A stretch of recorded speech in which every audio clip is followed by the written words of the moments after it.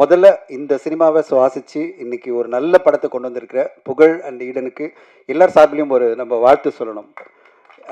முக்கியமாக உங்களுக்கு எல்லாம் நான் வந்து அவரோட 1.5 இயர்ஸ் நான் ட்ராவல் பண்ணிகிட்ருக்கேன். நம்ப மாட்டீங்க, தருணம் அப்படின்ற ஒரு படத்தை நல்ல குவாலிட்டியான படம் கடந்த வருஷம் வந்து ரிலீஸில் கொண்டு போயிட்டு நான் இப்போ சொன்னேன், சார் இந்த பொங்கல் டைமில் உங்களால் ரிலீஸ் பண்ண முடியுமா, உங்களுக்கு ஸ்க்ரீன்ஸ் கிடைக்குமா அப்படின்னு சொல்லும்போது ரொம்ப நம்பிக்கையோடு அவர் ரிலீஸ் பண்ணி கடைசியில் ரொம்ப பெருசாக மாட்டினார். அவருக்கு வந்து நம்பர் ஆஃப் ஸ்க்ரீன்ஸ் கிடைக்கல, ஒரு குவாலிட்டியான படத்தை எடுத்தும் அவருக்கு கிடைக்க வேண்டிய உண்மையான வெற்றி கிடைக்கல. ஆனால் புகழ் அண்ட் ஈடன் அதில் சோர்ந்தே போகல.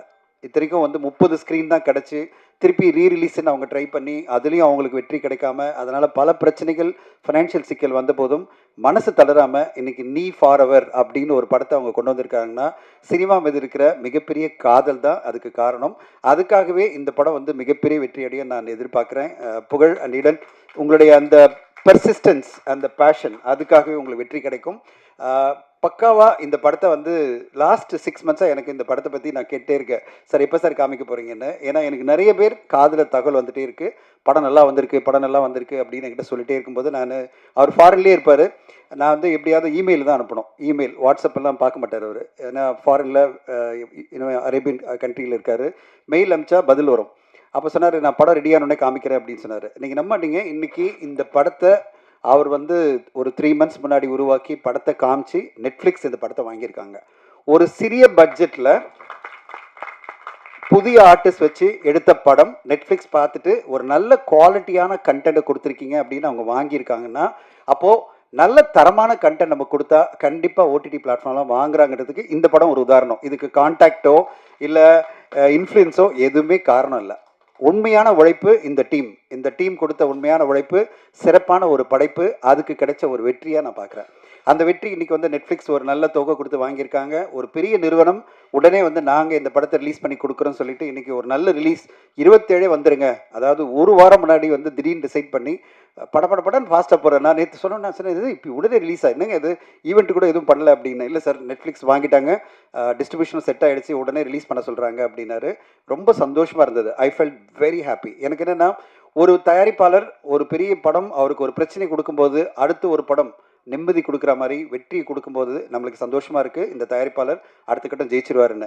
இந்த நேரத்தில் ஒரு விஷயத்தை நான் பதிவு பண்ணிக்கிறேன். இந்த இயக்குனர் அவருக்கு நான் வந்து கண்டிப்பாக அசோக், வாழ்த்துக்கள். உங்களுக்கு மிகப்பெரிய வெற்றி. எடுத்த உடனே இத்தனை பேர் பார்த்துட்டு வாழ்த்து சொல்கிறாங்கன்னா நீங்கள் கண்டிப்பாக பெரிய லெவலில் ஜெயிப்பீங்க. உங்களுக்கான வெற்றிகள் காத்திருக்கு. அண்ட் எனக்கு சுதர்ஷனை பார்க்கும்போது ஒரு நல்ல ஹீரோ தமிழ் சினிமா கிடச்சிக்கார் நம்புகிறேன். சுதர்ஷன், கண்டிப்பாக உங்களுடைய வருகை ஒரு பெரிய சக்ஸஸ் அமையும், உங்களுக்கு நல்ல வெற்றிகள் வரணும் கண்டிப்பாக. அர்ச்சனாவும் ரொம்ப நல்லா இருக்காங்க பார்க்குறதுக்கு, ரொம்ப நல்ல பேராக இந்த படத்தில் ரொம்ப அழகாக 2 பேர் நடிச்சிருக்கீங்கம்மா. அண்ட் சூப்பராக இவங்க 2 பேர் பெயர். அண்ட் அதை விட எல்லாரோடையும் இளமையாக இருக்கிற நம்முடைய ஒய்ஜி மகேந்திரன் சார் ரொம்ப அற்புதமான கேரக்டர் பண்ணிகிட்டு இருக்காரு. எல்லா படங்களையும் அவர் தான் இளமை. பார்க்கும்போதே நான் நினைப்பேன், இந்த அளவு இளமை நம்ம இத்தனை வயசில் அவர் வயசில் இருக்க முடியுமா, நம்ம எவ்வளோ முடியெல்லாம் போய் உட்காந்துருப்போம் அப்படின்னு நினச்சிட்டு இருப்பேன். ஆனால் அவ்வளோ இளமையாக யூத்ஃபுல்லாக ஒய்ஜி மகேந்திரன் சார் அவருடைய கான்ட்ரிபியூஷனை இந்த படத்துக்கு கொடுத்துருக்காரு. மியூசிக் எனக்கு ரொம்ப பிடிச்சிருந்தது. புது டீம் கம்ப்ளீட்டாக, இந்த புது டீமில் அஸ்வத், பிரமாதம், செம மியூசிக், நல்ல, அதாவது ஒரு ஜோரான மியூசிக் கொடுத்துருக்கீங்க. படத்தை ஃபுல்லாக எலிவேட் பண்ணிகிட்டே இருக்கீங்க அஸ்வத். கண்டிப்பாக நீங்கள் பெருசாக ஜெயிச்சிருவீங்க. என்னுடைய ஆஸ்தானம் வந்து டான்ஸ் கொரியோகிராஃபர் மேடம் விஜி இருக்காங்க. விஜி என் படத்தில் எப்படியாவது நான் உடனே வாங்குமா அப்படின்னு சொன்னாங்கன்னா நம்ப மாட்டீங்க. சினிமா எப்படி இயங்கும்னா நட்புக்காகவும் அன்புக்காகவும் இயங்குகிற ஒரு துறை தான் சினிமா. நான் திடீர்னு அவருக்கு ஒரு சிக்கல் வந்தது. நான் ஃபோன் பண்ணி சொல்கிறேன், அம்மா நாளைக்கு சாங் எடுத்தே ஆகணும், திடீர்னு கொரியோகிராஃபர் வந்து உடம்பு சரியில்லைன்றாங்க, எல்லாமே செட் பண்ணியாச்சுன்னு சொன்னோடனே உடனே ஓடி வந்து அன்றைக்கே உட்காந்து ரிஹர்சல் பண்ணி டீமை கூப்பிட்டு எல்லாம் பண்ணி மறுநாள் ஷூட் பண்ண ஆரம்பித்தாங்க. அப்படிப்பட்ட ஒரு டான்ஸ் கொரியோகிராஃபர் தான் விஜய் மேடம். அவங்க அவ்வளோ சூப்பராக பண்ணி கொடுத்தாங்க. அந்த சாங்கை பார்த்தோன்னே எனக்கு ரொம்ப சந்தோஷமாக இருந்தது. நம்முடைய ஆஸ்தான கொரியோகிராஃபராக அவங்க வந்து ரொம்ப சூப்பராக பண்ணுறாங்கன்னு. இந்த படத்தில் அவங்களுடைய கொரியோகிராஃபி கண்டிப்பாக பேசப்படணும்னு எதிர்பார்க்குறேன். விஜய் சூப்பர், கலக்குங்க, இதே மாதிரி கலக்கிட்டே இருங்க. அண்ட் தமிழ் சினிமா இப்போ வந்து பல சிக்கல்கள் இருக்குது, நம்ம சொல்லிகிட்டே இருக்கும்போது நல்ல விஷயங்களும் பேசணும். சிக்கல்கள் நிறைய இருக்குது, நம்ம பார்த்துட்டே இருக்கோம். தொடர்ந்து வந்து அரசியலில் இப்போது எலெக்ஷன் ஏப்ரல் 23 வர தொட்டு நிறைய பேர் ஆடியன்ஸை திரையரங்கு கொண்டு வரதே பெரிய பிரச்சனையாக இருக்குது எனக்கு. இந்த நேரத்தில் நல்ல நல்ல திரைப்படங்கள் வந்ததுன்னா ஓடிடி பிளாட்ஃபார்ம் சப்போர்ட் பண்ணி அவங்க வாங்குறாங்க. அட் த சேம் டைம் நம்ம வந்து எல்லோருமே படத்துக்கு தியேட்டருக்கு ஆடியன்ஸை கொண்டு வரதுக்கு எல்லாமே ஊடக நண்பர்கள், பத்திரிகை நண்பர்கள்லாம் சப்போர்ட் பண்ணணும். ஏன்னா ஒரு சைடில் வந்து ப்ரீ ரிலீஸில் பிஸ்னஸ் பண்ணுறது, அதாவது ஓடிடி சேட்டலைட்லாம், அடுத்த சைடில் மிக முக்கியமாக பெரிய லெவலில் நம்மளுக்கு சேலஞ்ச் வந்து ஆடியன்ஸ் ஏறிட்டு வரது தான். ஆடியன்ஸ் இன்னைக்கு செலக்டிவாக சில படங்களுக்கு பெரிய லெவலில் ப்ரொமோட் பண்ணுற படத்துக்கு உள்ளே வராங்களே தவிர சின்ன படமாக வரும்போது படத்தை கண்டு கூட மாட்டேன்றாங்க. கடந்த 2 வாரமாக நான் சொல்கிறேன், நீங்கள் லிஸ்ட்டு பார்த்தீங்கன்னா தெரியும். கடந்த வாரம் 9 திரைப்படங்கள் வெளிவந்து ஒரு திரைப்படத்துக்கும் ஆடியன்ஸ் வரல. அதுக்கு முந்தின வாரம் 7 திரைப்படங்கள் வெளியாகி ஒரு படத்துக்கும் ஆடியன்ஸ் உள்ள வரல. இப்படிப்பட்ட ஒரு சிக்கலான சூழ்நிலை தான் தமிழ் சினிமா இருக்குது. 9 படம் நீங்கள் நினச்சிங்கன்னா அவருடைய டோட்டல் பட்ஜெட் நான் எடுத்து பார்த்தேன். கடந்த வாரம் வந்த 9 படங்களோட பட்ஜெட் கிட்டத்தட்ட 35-40 கோடி. அந்த 40 கோடியை அந்த தயாரிப்பாளர்கள் எப்படி திருப்பி எடுக்க போகிறாங்கன்னு எனக்கு தெரியல. ஏன்னா ஒரு தடவை தோத்துட்டோம்னா அது பிறகு வந்து யாருமே வாங்குறதுக்கு இல்லை, சேட்டலைட்டோ டிஜிட்டலோ இல்லை. இந்த நேரத்தில் நம்ம எல்லாம் பண்ண வேண்டிய ஒரே விஷயம் என்னென்னா, சிறப்பான ஒரு படமாக கொடுத்து அந்த படத்தை எப்படியாவது ப்ரீ ரிலீஸில் எப்படி புகழ் இந்த படத்தை வந்து ஓடிடியில் கொண்டு போய் கன்வின்ஸ் பண்ணி அந்த படத்தை காமிச்சு அவங்கள இம்ப்ரெஸ் பண்ணி இந்த வியாபாரம் பண்ணாரோ, அதே மாதிரி ஒவ்வொரு தயாரிப்பாளரும் அதுக்கான ஒரு மெனக்கெடல் பண்ணணும். ஒரு சிறந்த படைப்பை கொண்டு வரணும். அந்த படைப்பை எப்படியாவது நம்ம வந்து ப்ரீ ரிலீஸில் வாங்கிறதுக்கு என்னென்ன முயற்சிகள் எடுக்கணுமோ அதை எடுத்துகிட்டு அதுக்கு பிறகு திரையரங்கு கொண்டு வரணும். திரையரங்கு கொண்டு வரும்போது கண்டிப்பாக நல்லா இருந்ததுன்னா பத்திரிகை ஊடகங்கள் நீங்கள் எல்லோருமே சப்போர்ட் பண்ணுவீங்க. அப்படிப்பட்ட ஒரு ஸ்டெப் பை ஸ்டெப்பாக போனால் தான் இந்த திரையரங்கு இந்த திரைப்பட இண்டஸ்ட்ரியில் நம்ம வெற்றி அடைய முடியும். ராஜா சொன்னார் 22 நாள்லேயே எனக்கு நோட்டீஸ் வந்தது அப்படின்னு சொல்லிட்டு. அவர் வந்து ஈசி மெம்பராக செலக்ட் ஆன பிறகு நோட்டீஸ் வந்துடுச்சுன்னு சொல்கிறாரு. காரணம் என்னென்னா, நம்ம வந்து பிரச்சனைகளை மட்டும் சொல்லக்கூடாது, சங்கங்கள் மாற்றத்தை கொண்டு வர முடியாது. சங்கங்கள் மாற்றத்துக்கு ஒரு கேட்டலிஸ்டாக இருக்க முடியும்.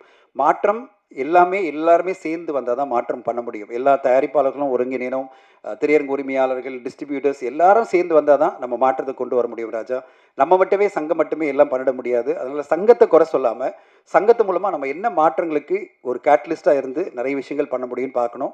அப்படிப்பட்ட பாசிட்டிவான விஷயங்கள் நம்ம பேசணும்னா கண்டிப்பாக சங்கம் நம்முடைய கருத்துக்களும் ஏற்றுக்கும். நம்மளுக்கெல்லாம் சங்கம் தான் முக்கியம். நம்ம சங்கம் வந்து சக்ஸஸ்ஃபுல்லாக இருந்தால் தான் நம்ம அடுத்தடுத்த கட்டம் வந்து பயணிக்கும் போது சங்கம் நம்மளுக்கு உறுதுணையாக இருக்கும்.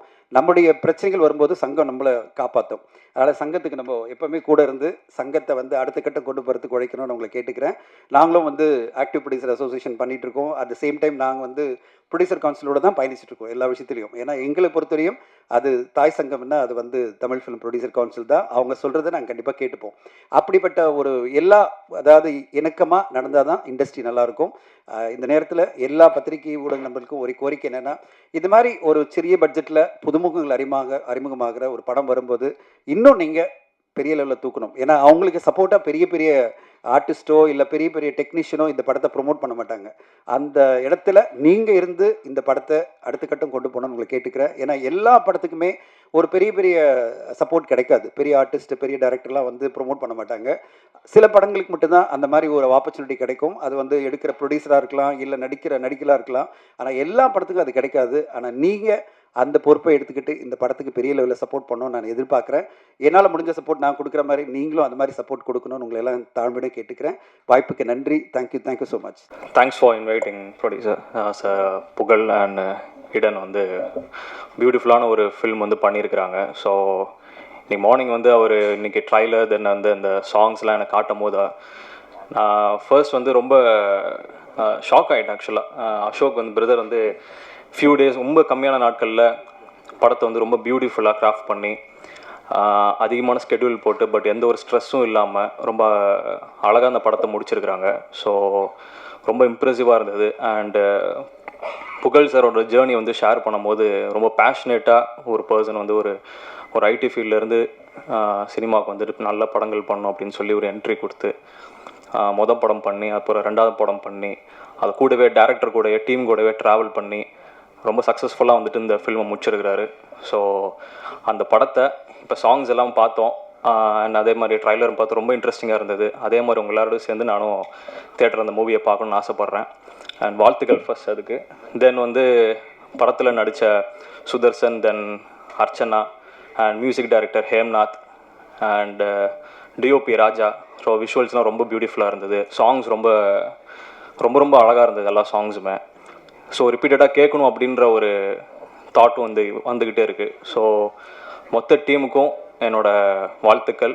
எல்லாருமே அடுத்தடுத்த ஒரு பெரிய ஸ்டெப்பில் வந்துட்டு முன்னேறி அடுத்தடுத்து போகணும் அப்படின்னு சொல்லி நான் வந்து ஆண்டவாடி வேண்டிக்கிறேன்.